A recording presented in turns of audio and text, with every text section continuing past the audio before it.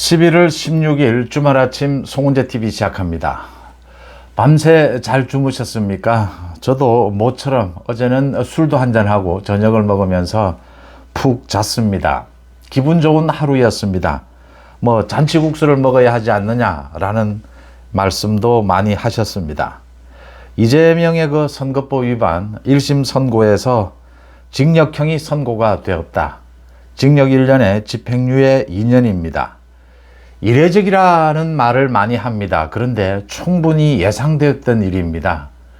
민주당에서 이걸 예상하지 못했다면, 이재명이 예상하지 못했다면 그건 착각한 것이고 오만 때문에, 이재명의 오만 때문에 이 판단을 잘못한 것이고, 또 팩트, 현재 있는 이 사실관계들을 지금 자기가 보고 싶은 대로, 자신이 보고 싶은 것만, 이 팩트만 취한 결과다. 그래서 오판이었다.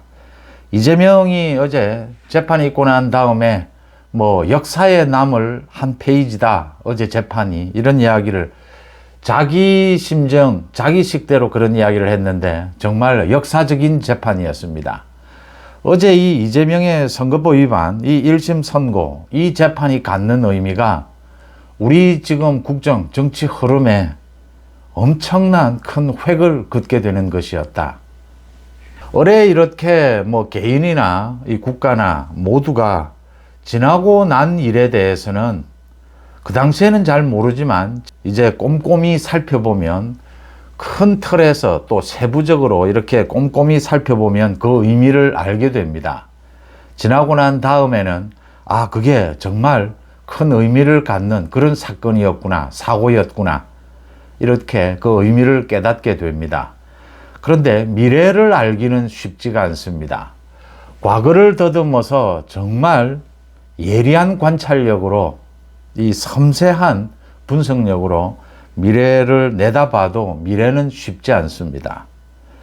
이재명의 어제 이 재판이 갖는 의미를 좀 길게 윤석열 정부가 들어서고 난 뒤에 또 세세하게 한 부분 짚어보겠습니다. 오늘 제가 썸네일에 윤석열 대통령과 한동훈 대표는 날개를 달았고 이재명은 이제 구속만 남았다라고 말씀을 드렸습니다. 이재명은 오만으로 몰락했고 윤한은 원팀으로 전국의 주도권을 확실하게 잡았다. 이렇게 읽힙니다. 이재명은 사실 윤석열 정부 들어서도 지난 대통령 선거에서 윤 대통령에게 패했지만 이재명이 지난 2년 6개월 동안 이루어낸 성과를 보면 꽤 놀라운 것이라고 할 수가 있습니다. 이재명이 성남시장 경기도지사를 지냈지만 민주당에서는 비주류였습니다. 그런 이재명이 민주당의 대선 후보를 꿰차고 윤석열 후보와 거의 비등한 경기를 펼치고 아쉽게 떨어진 것이죠. 이재명 입장에서는. 그렇게 떨어졌는데도 민주당의 당권을 장악합니다. 민주당을 자기 당으로 만들기 위해서 안간힘을 다하다가 지난 총선을 계기로 해서 완전히 그 학살 공천을 통해서 민주당을 자기 개인 당으로 만들어 버립니다. 또 그 과정에서 개딸이라고 하는 강성 지지층도 만들어냅니다.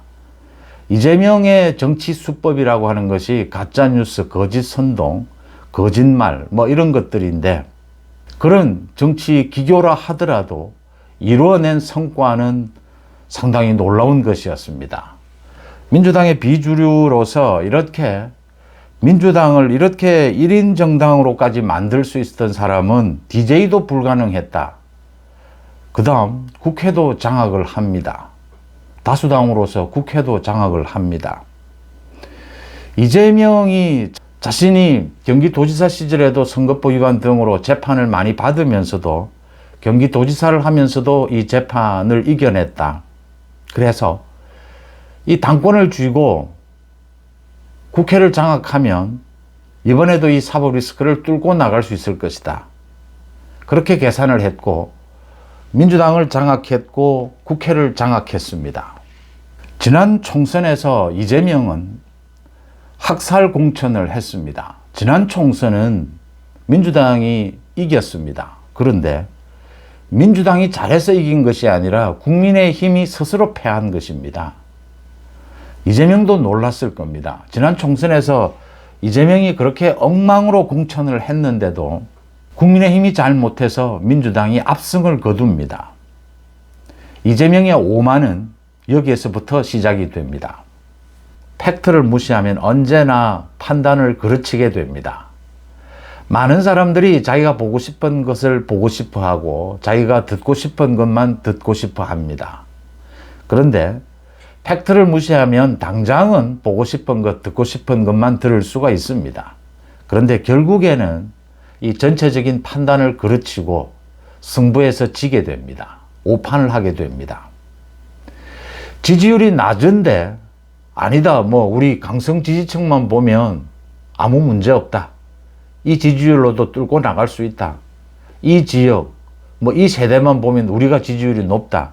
이렇게 스스로 자위하면 당장은 편하지만 정치에서 이길 수는 없습니다. 오판을 하게 됩니다. 이재명도 자기가 예상하지 못했던 그렇게 엉망으로 공천을 했는데도 민주당이 압승을 하는 총선에서 그런 결과를 가져왔습니다. 이재명은 거기에서부터 본격적으로 오만해지기 시작합니다. 그전에는 이재명이 살아남기 위해서 재판을 지연시키기 위해서 단식을 하고 별의별 짓을 다 합니다. 총선이 있고 난 다음부터는 이재명은 굉장히 오만해집니다. 이제 국회를 통해서 국회 권력을 통해서 사법부를 완전히 장악하려고 합니다. 사법부를 한편으로는 달래고 한편으로는 급박하면서 이재명으로서는 자신이 이렇게 국회를 장악하게 될 줄은 상상도 못했을 겁니다. 그런데 국회를 장악한 겁니다. 그렇다면 이제 이 국회 권력을 통해서 200석에 가까운 이 야당의 국회 권력을 통해서 윤석열 정부도 무력화시킬 수 있고 사법부도 완전히 자기가 장악할 수 있다라는 오만을 떨게 됩니다. 여기에서부터 이재명의 이 방탄 작업이 시작이 됩니다. 그 방탄에서 이재명은 대한민국의 사법 시스템을 모두 허물려고 하고 대한민국의 판사들을 모두 조롱하는 이런 행태를 벌였습니다. 사실은 이재명이 총선에서 이기고 난 다음에 이재명도 여러 가지를 생각했을 겁니다. 윤석열 정부와의 어떤 이 타협을 통해서 자신의 사법 리스크를 좀 벗어날 수 있지 않겠느냐. 그런 것들 때문에 윤 대통령과 이 영수회담도 갔습니다. 이재명이 노린 것은 윤 대통령도 자신 국회를 장악한 자기가 필요할 테니까 자기가 필요한 이 사법 리스크에 대해서 윤 대통령이 도와줄 것이다. 그런 거래가 가능할 것이다. 이런 생각을 한 겁니다. 그때 그래서 국무총리를 박영선으로 한다. 이런 이야기도 대통령실에서 나왔던 것이고, 얼마 전에 홍준표가 한 이야기, 한동훈이 마음에 안 들고 국민의힘이 말을 안 들으면 이재명 민주당과 함께 협상을 해서 손잡고 국정을 이끌어 나가면 된다. 이것과 이제 맥이 닿아 있는 것입니다. 이재명은 그런 계산으로 영수회담을 추진을 했고, 윤석열 대통령도 여야 협치를 한다면 못할 것도 없다. 그래서 영수회담이 이루어졌던 것입니다. 그 계산이 어긋난 것이죠. 이재명은 정치 장사꾼이었고 윤석열 대통령은 원칙과 소신을 지키는 정치 스타일이었습니다. 거기에서부터 서로가 맞지 않았고 또 개인적인 신뢰도 없었습니다. 그럴 때 이재명이 자신이 살기 위해서라면 많은 것을 양보했어야 합니다. 윤 대통령에게, 윤석열 정부에게. 자기가 지금 사법 리스크에서 살아남아야 하기 때문에. 그런데 이재명은 윤 대통령을 만나는 자리에서도 오만을 부립니다. 오만을 떱니다. 자기 혼자 이야기를 다 하고, 그래서 결국 영수회담은 결렬이 됩니다. 영수회담이 깨지고 난 다음에도 또 건방스럽게 자기가 대통령처럼 모든 걸 다 한 것처럼 이렇게 이야기를 해서 영수회담이 앞으로도 열릴 가능성마저 막아버립니다. 총선에서 김건희 여사를 물어뜯은 것이죠. 집중적으로 김건희 여사를 공격했습니다. 그 이후에도 계속 김건희 여사를 공격을 했는데 김건희 여사에 대한 공격을 멈추고 이렇게 협치로 갈 수 있는 가능성, 이것마저 이재명은 오만으로 자기 스스로 차단합니다. 그 다음 이 각종 방탄 작업에 나섭니다. 국회에서 정청래를 시켜서 이 이화영을 불러다가 재판을 또 여는, 이렇게 해서 대한민국 사법부를 모욕을 줍니다. 검사를 탄핵하겠다. 자기를 수사한 검사도 탄핵하고 판사도 탄핵하겠다. 개딸들을 동원해서 어제도 법정 주변에서 시위를 벌였습니다. 또 한편으로는 국회 예산을 통해서 이 사법부를 예산 지원을 하겠다라고 하면서 사법부를 달래는 이런 행태를 통해서 대한민국 사법부를 조롱했습니다. 대한민국 판사들이 분노하지 않을 수가 없는 것입니다. 국민들도 마찬가지입니다. 이건 모두 이재명의 오만에서 비롯된 것입니다. 이재명은 이렇게 계산했을 겁니다.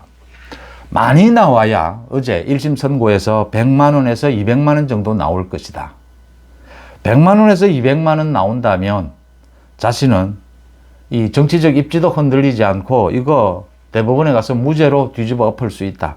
또는 100만 원 이하로 만들 수 있다. 뭐 300만 원 정도 벌금형도 두렵지 않다. 이렇게 계산했을 겁니다. 민주당도 그렇게 계산을 했습니다. 많은 의원들이. 그 이유는 한성진 부장판사, 선거법 이 재판을 맡았던, 또 지금 25일 위증교사 재판을 맡고 있는 김동현 부장판사, 모두 다 지금 이재명은 자기들 쪽에 가깝다, 자기들 편이다, 이렇게 생각을 하고 있습니다. 오만하면 착각을 일으킵니다.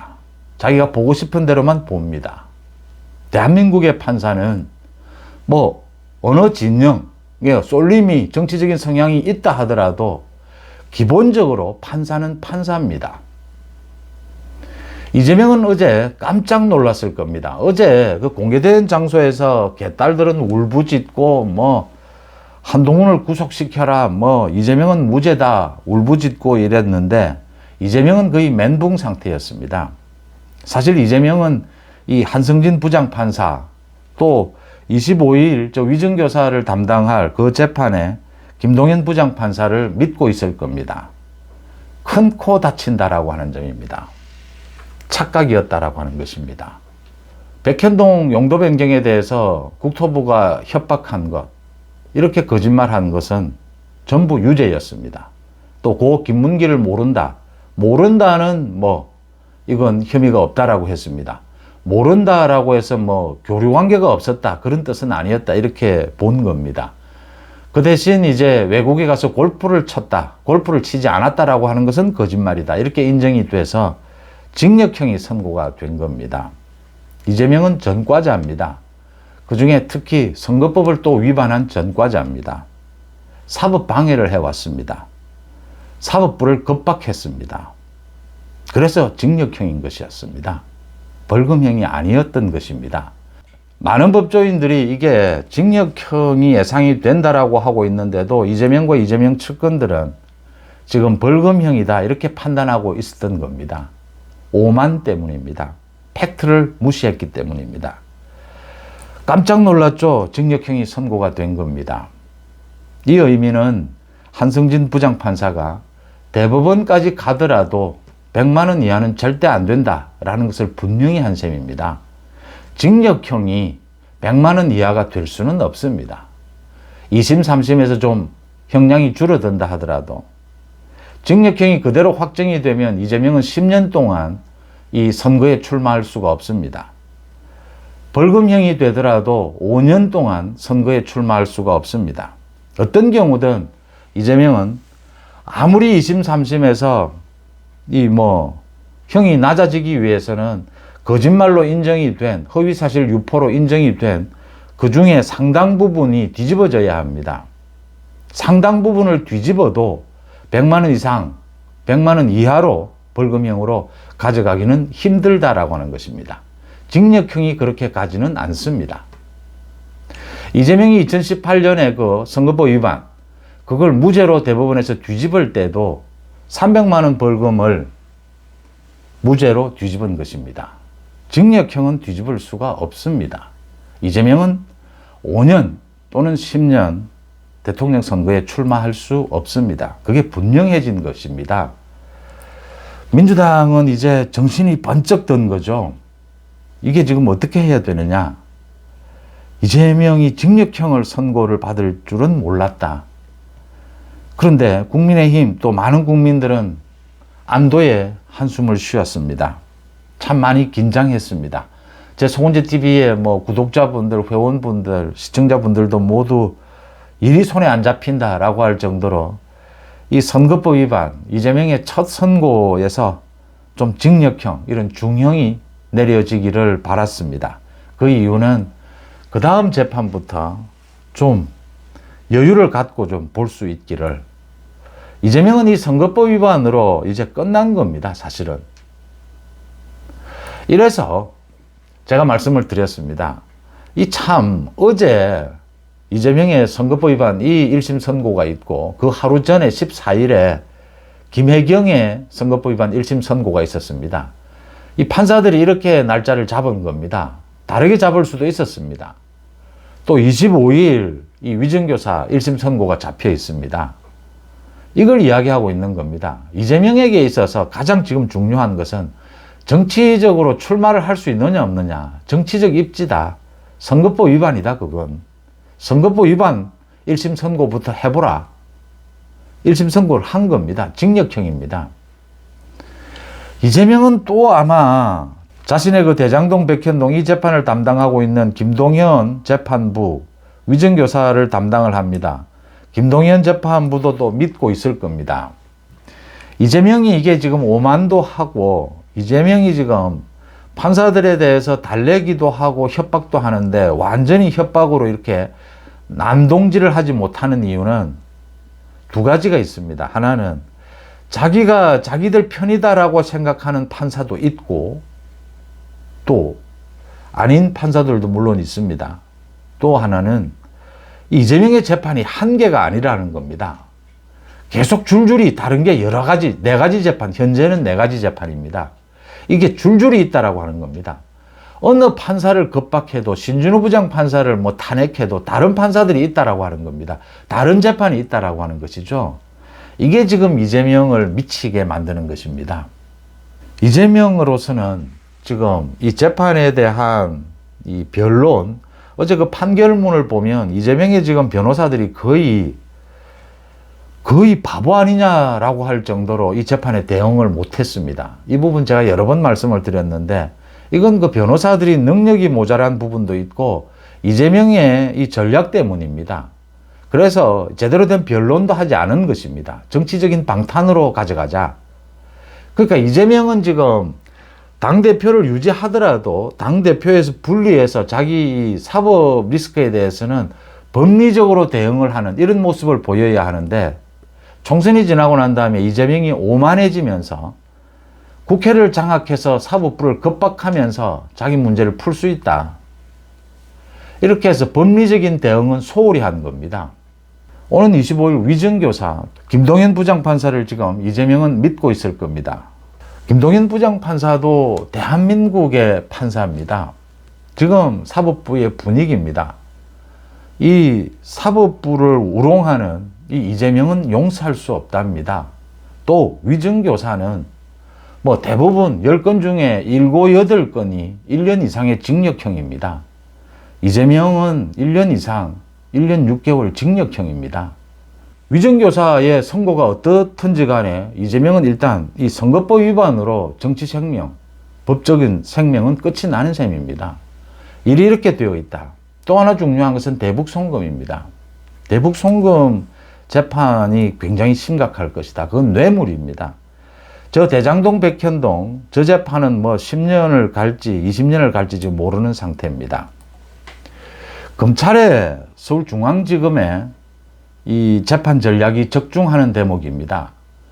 그러니까 선거법 위반 재판이 있었고 이재명이 이 재판 지연을 하고 있었고 이 대장동 백현동에서 백현동은 대장동으로 합해도 좋다. 지금 분리시켜달라고 요청하고 있는데 지금은 그 당시에는 기소를 할 당시에는 대장동 백현동을 합하게 되면 10년 넘어간다라는 게 뻔한데도 백현동을 대장동 그 재판에 합하게 합니다. 김동연 부장판사. 위정교사만은 떼달라고 했습니다. 왜냐하면 위정교사는 워낙 간단하고 빨리 끝나기 때문입니다. 또 사법방해여서 굉장히 심각한 범죄거든요. 이재명의 사법방해를 입증하는데 가장 중요한 재판이 위정교사 재판인 셈입니다. 위정교사 혐의인 셈입니다. 그래서 이걸 분리해서 위정교사만 분리한 이 작전이 성공적이었다. 그래서 25일 위정교사 1심 선고가 내려지는 셈입니다. 이재명의 이 변론 전략은 실패하고 정치적 방탄도 완전히 깨져버렸다. 선거법과 위정교사에서 이 중형이 선고가 될 것이다. 이재명은 사실은 법적 정치적으로 끝난 것입니다. 여기에서 스톱을 해야 합니다. 그런데 말씀드렸다시피 이 변론도 제대로 되지 않았던 것이 이재명은 이런 식인 겁니다. 지금 거짓말로 거짓말을 덮을 수밖에 없었던 것, 이 재판부를 겁박할 수밖에 없었던 것, 이렇게 하면 위험하다라는 걸 자기가 느끼면서도 이렇게 할 수밖에 없었던 것은 이 정치적 위상 때문입니다.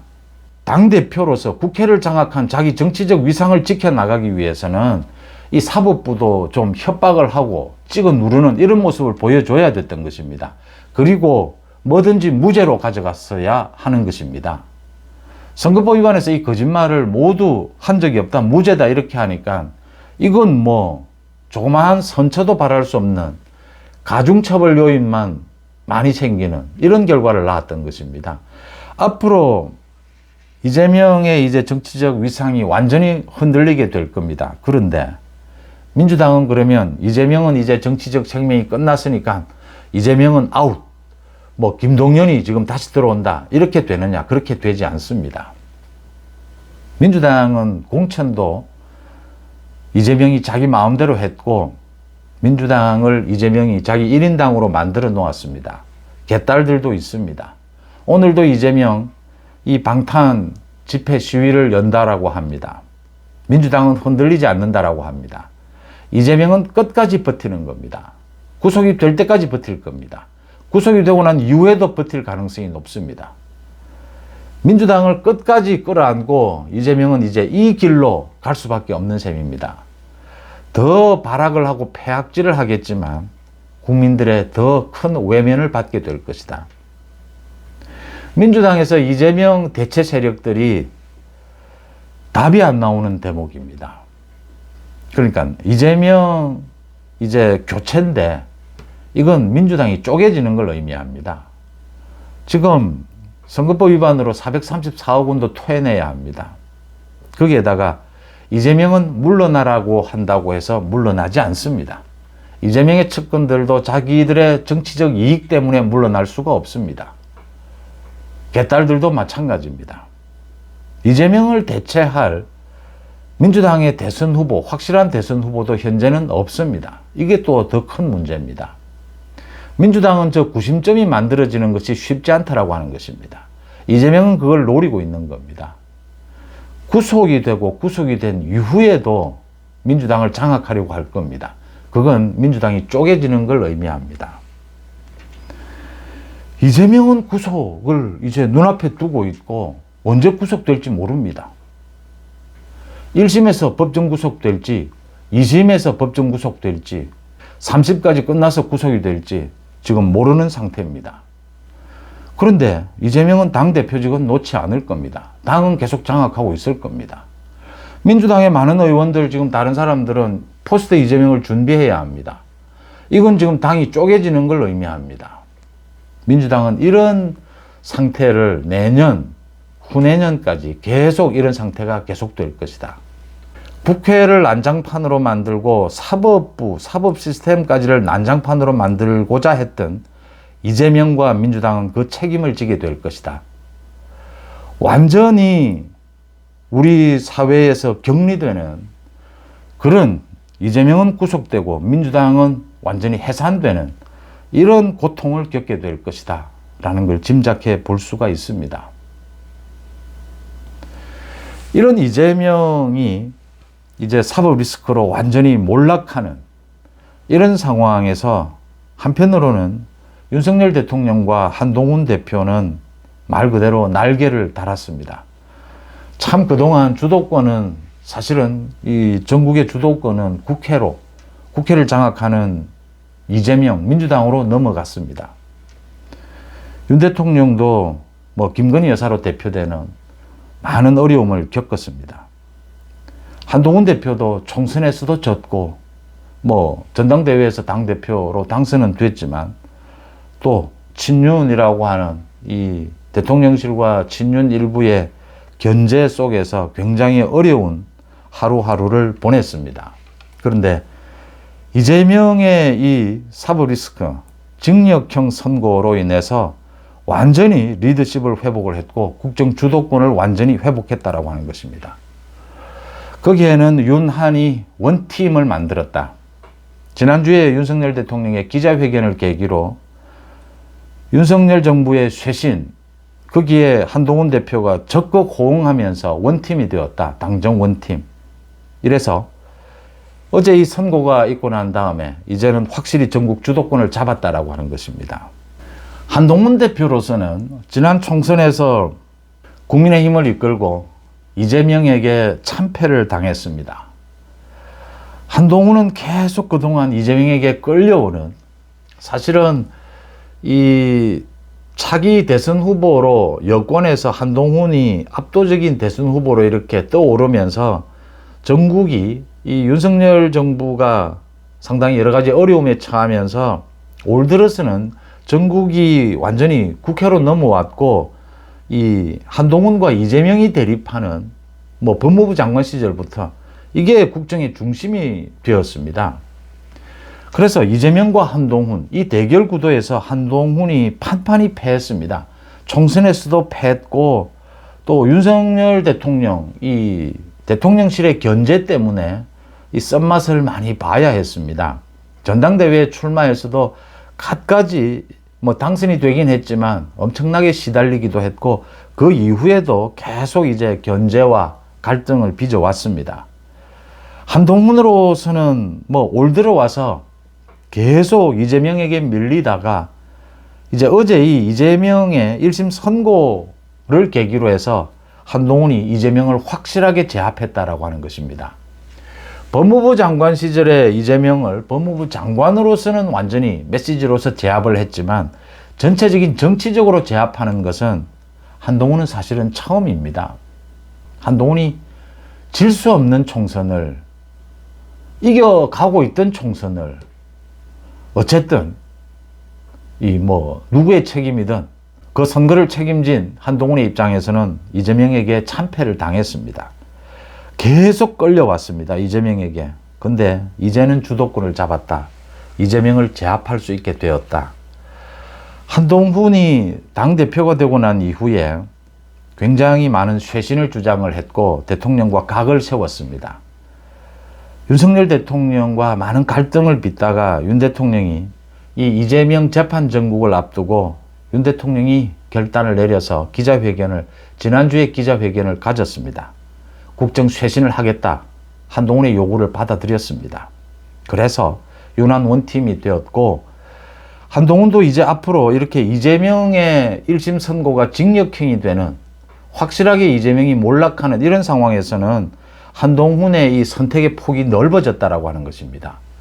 이제는 굳이 윤 대통령과 각을 세우지 않아도 꼭 필요한 국정 쇄신, 정치 개혁 이런 부분에 뭐 필요한 이런 견제는 있더라도 각을 그렇게 세우지 않아도 지지율도 유지가 될 것이다.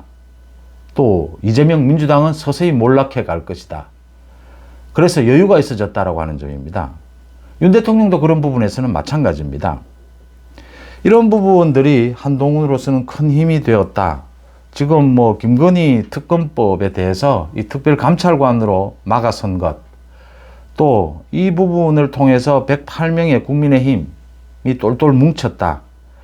한동훈으로서는 이런 좋은 기회를 맞아서 한동훈이 어제 언론에 대고 이런 이야기를 했습니다. 이재명이 사법 리스크로 반사의 이익을 얻는데 그치지 않겠다. 더 민생을 챙기고 더 국정 쇄신, 정치 개혁을 하면서 국민들의 호응을 받겠다. 이렇게 이야기를 했습니다. 지금부터 오히려 더 어려울 수도 있다라고 하는 것입니다.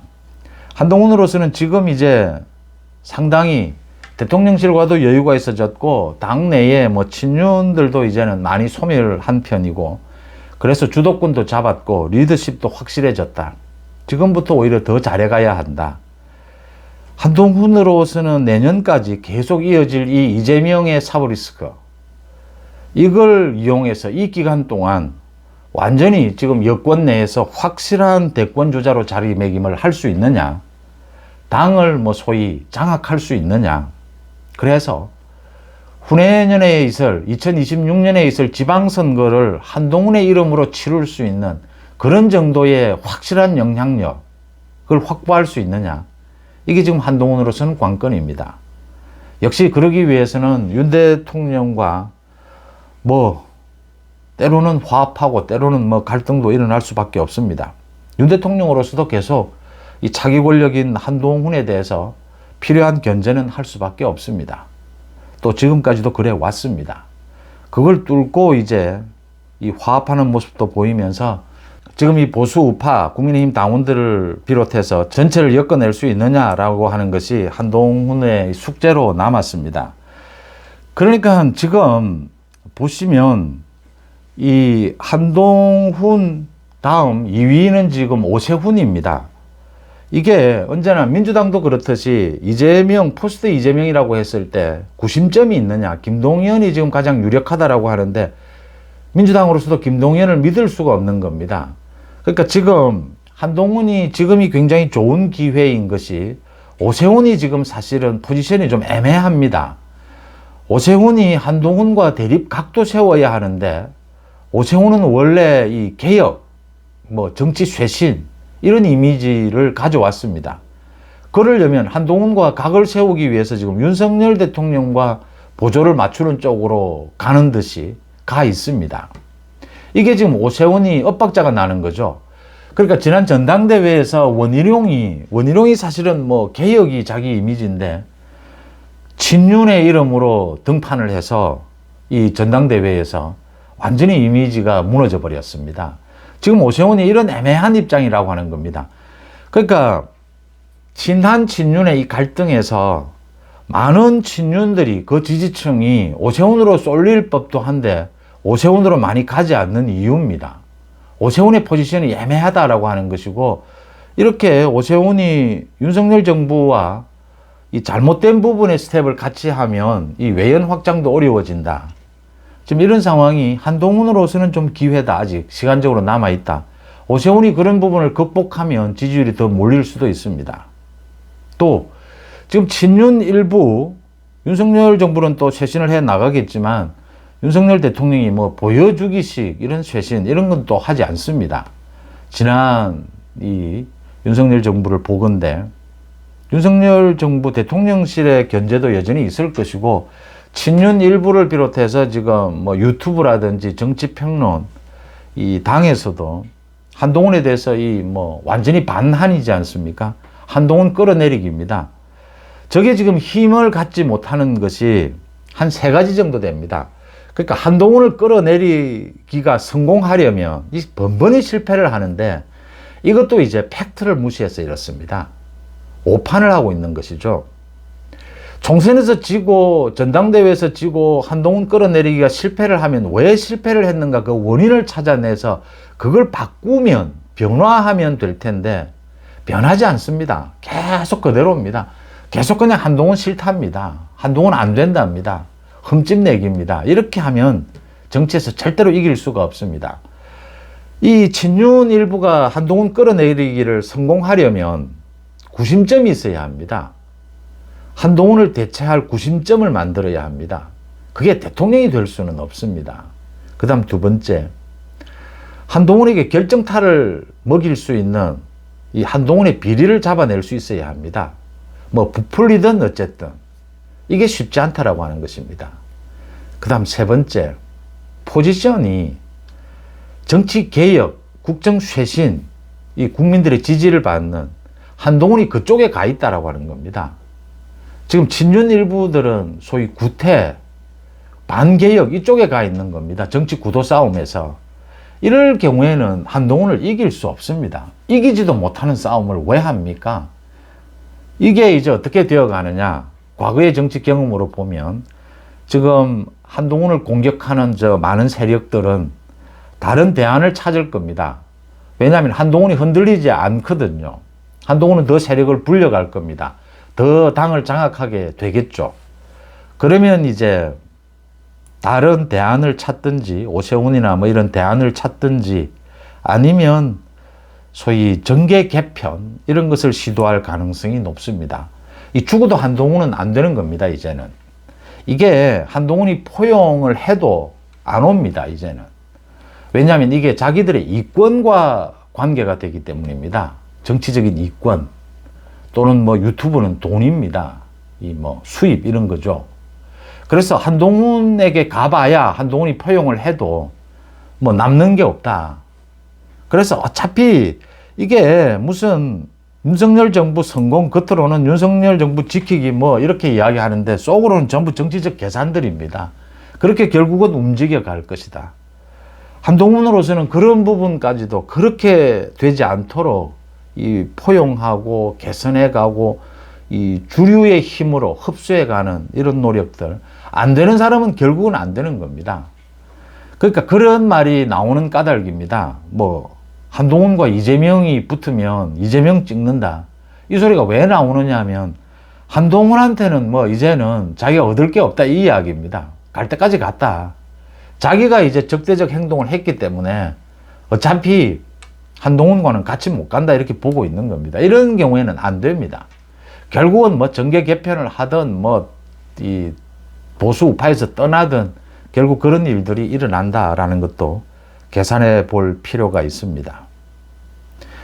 윤석열 대통령으로서는 사실 지금 어제는 이 중국의 시진핑 주석과도 회담을 가졌습니다. 또 한미일 정상회담도 가진다라고 합니다. 그런데 국내 문제에 있어서는 윤석열 대통령도 참 머리가 아픕니다.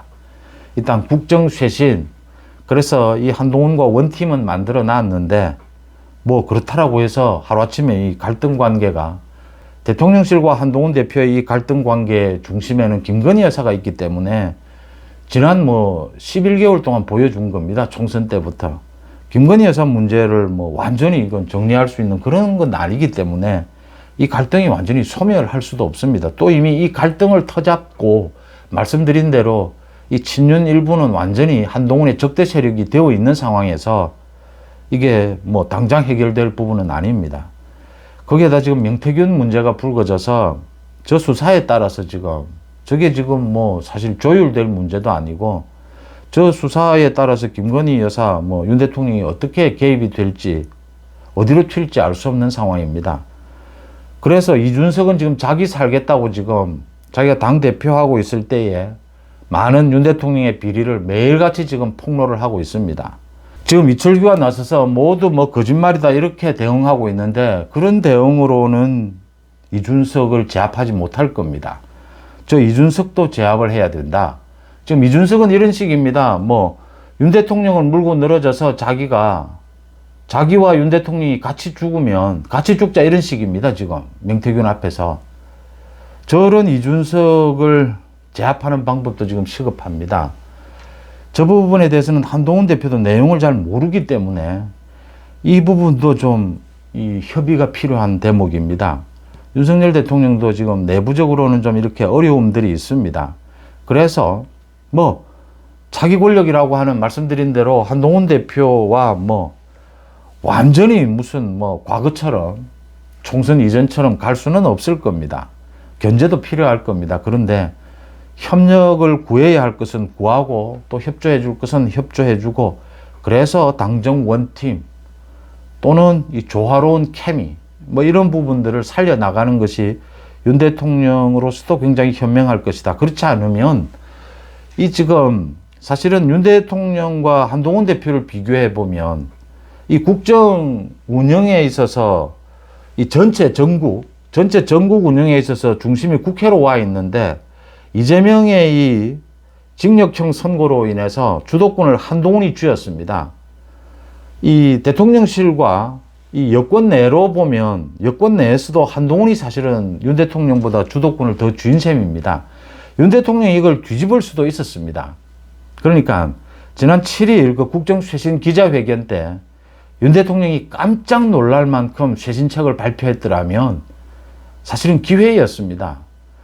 윤 대통령이 그렇게 기자회견 일정을 앞당긴 것도 결단이었다면 그 내용도 국민들이 상당히 흡족할 만큼 이 정통 보수 지지층만이 아니라 상당히 중도 국민들까지 윤 대통령이 정말 놀랍게 달라졌다 이런 모습을 보여줬더라면 주도권이 윤 대통령에게 갈 수도 있었습니다. 그런데 그 부분이 좀 미흡했다. 그런데 그 이후에 이제 쇄신책들이 나오고 또 한동훈 대표가 당에서 호응을 하면서 이 국정 쇄신책이 좀 받아들여지면서 지금 지지율은 올라가고 있습니다. 그래서 지금 주도권은 이 당정 관계에서도 한동훈 대표가 쥐었다. 그 이외에도 윤 대통령 입장에서는 지금 국정을 수행해 나가고 김건희 여사 꼬집어서 김건희 여사 특검법을 막기 위해서라도 지금 한동훈의 협조가 필요한 상황입니다. 그래서 윤한 원팀을 상당 기간 유지하는 것이 윤한 모두에게 이롭다. 한동훈도 상당히 여유가 생기고 윤 대통령도 상당히 필요성이 높아졌다. 당정 원팀. 이재명이 이렇게 몰락하고 있는 상황에서 당정 원팀으로 못 갈 이유는 없다라고 하는 점입니다. 오만하면 팩트를 무시합니다. 있는 사실을 무시합니다. 자기가 보고 싶은 것, 듣고 싶은 것만 듣습니다. 그러면 판단을 거르칩니다. 결국은 무너지게 됩니다. 한동훈 대표, 윤석열 대통령도 언제나 겸손해야 합니다. 겸손해야 보입니다. 가야 할 길이 보입니다. 윤석열 정부 출범부터 또 앞으로 남아있는 2년 6개월 전체를 보고 또 구체적으로 날마다 일어나고 있는 이 전국의 하나하나의 이 사건들을 제가 보면서 정밀하게 보면서 한번 짚어봤습니다. 미시적으로 거시적으로 지금 전국이 어디까지 와 있나. 어제 이재명에 대한 이 1심 선고가 갖는 의미가 이렇지 않겠느냐. 물론 시간이 좀 더 지나야 확실해질 겁니다. 그런데 이걸 계기로 해서 완전히 이 국정 주도권, 전국 주도권이 윤한으로 왔고 그 중에서도 한동훈 대표로 왔다. 한동훈 대표가 이 전국 주도권을 잡았다. 이렇게 읽힙니다. 앞으로 이런 식으로 흘러가게 될 것이다. 이재명은 발악을 하게 될 겁니다. 지금 그렇게 하지 않고서는 갈 길이 없습니다.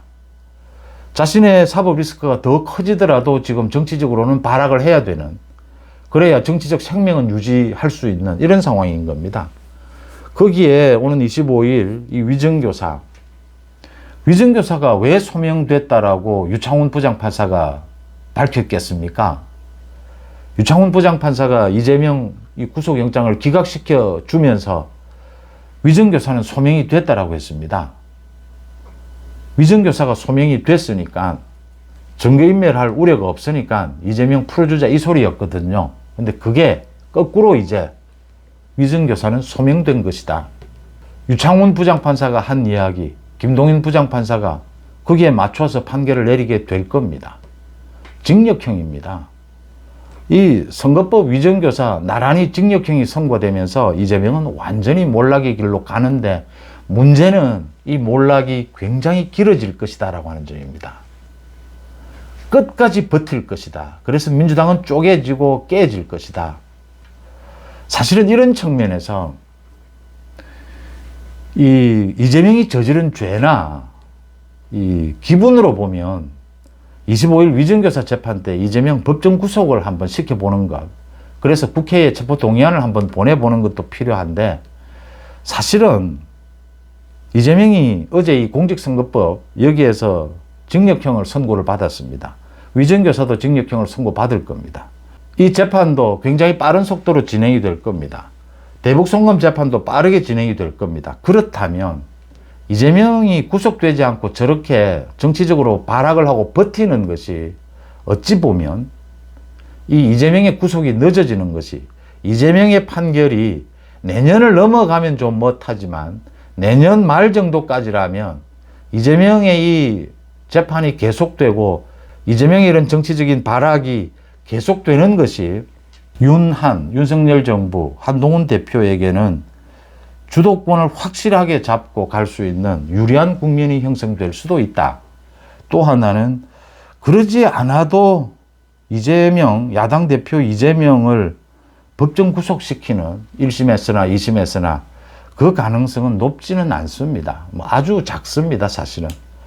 이렇게 이재명이 마지막까지 내년 후반기까지 발악을 하면서 버티는 이런 정국이 펼쳐지지 않겠느냐.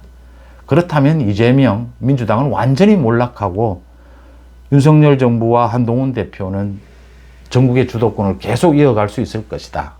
이렇게 전망할 수 있는 부분입니다. 여러분들은 어떻게 보십니까? 송은재TV 마칩니다. 고맙습니다.